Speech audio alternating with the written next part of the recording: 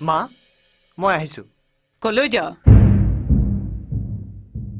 জানমণিক আনিবলৈ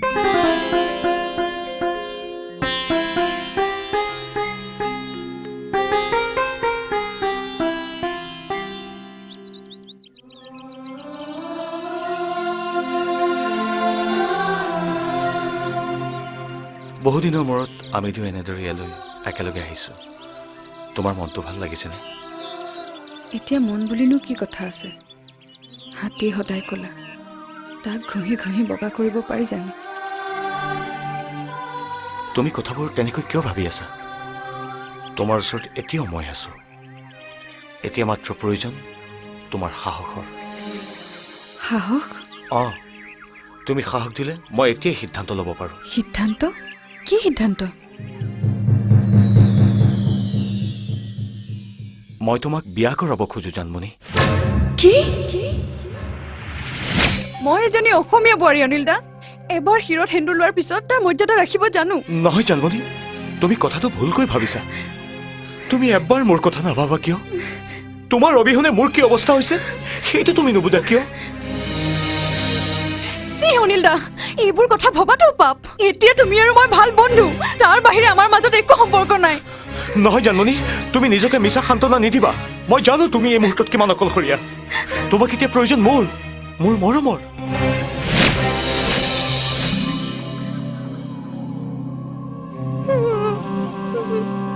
নহয় অনিল দা মই এতিয়া অকলশৰীয়া নহয়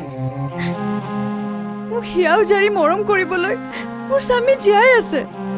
পথভ্ৰষ্ট হলে সঠিক পথ দেখুৱাই আগবঢ়াই লৈ যাবলৈ মাৰ দৰে মৰমীয়াল শাহু আই আছে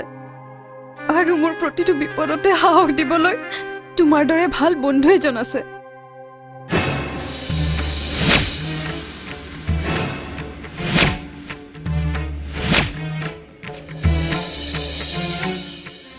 তুমি সদায় সুখত থকাটোৱে মই বিচাৰিছিলোঁ তোমাৰ সুখৰ সংসাৰখন যাতে তুমি বিচৰাৰ দৰেই হয় ময়ো আজিৰ পৰা তাকে ভগৱানৰ ওচৰত প্ৰাৰ্থনা কৰিম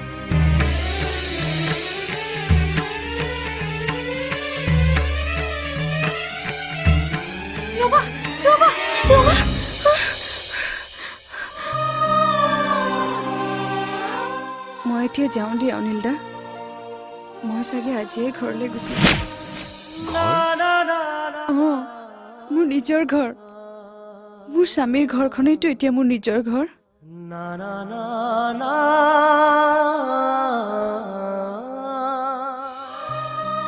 মাত্ৰ যোৱাৰ আগতে মই তোমাক এটা অনুৰোধ কৰিব বিচাৰিছো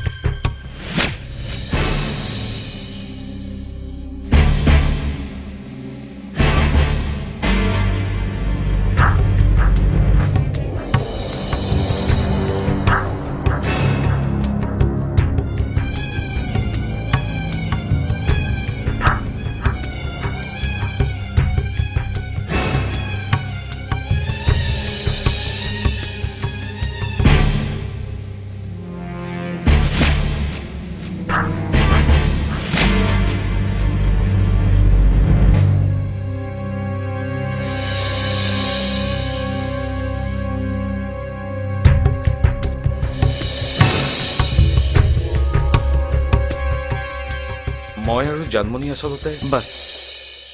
আৰু একো ক'ব নালাগে অদিতিয়ে মোক সকলো কৈছে জীৱনত ক্ষোভ ৰাগ অভিমান এইবোৰ থাকে কাৰণেতো জীৱনত ইমান সৌন্দৰ্য থাকে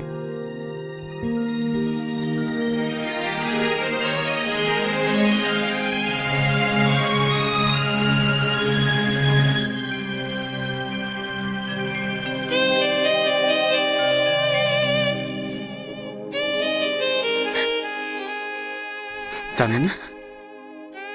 ঘৰলৈ নোযোৱা মা ৰৈ আছে নহয়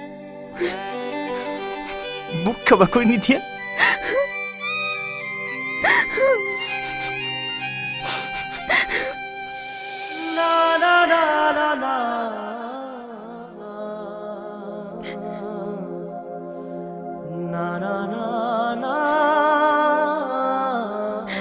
অনিল দা মই তোমাক এটা অনুৰোধ কৰিব বিচাৰিছোঁ। তুমি দেখা সুখৰ সংসাৰ কৰা সপোনবোৰ দিঠকত পৰিণত নকৰা। জানমণি, তোমাক বুজি পোৱা, তোমাক মৰম দিবলৈ এতিয়াও এজনী জানমণি তোমাৰ অপেক্ষাত ৰৈ আছে।